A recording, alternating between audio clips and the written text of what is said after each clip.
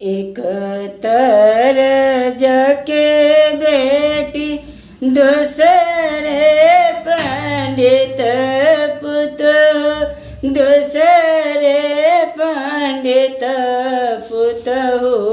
हमरा से न होए ते ओछावन रे भवन माँ, हमरा से न होए ते ओछावन रे भवन माँ।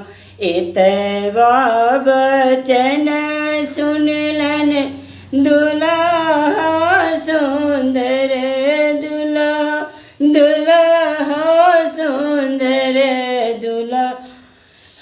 घोड़ा पेठे भेलय सवार रे भवन माँ, घर से बाहर भेले सुहबे से कन्या, सुहबे सुहबे से कन्या, सुहबे धैलेलन घोड़ा के लगाम रे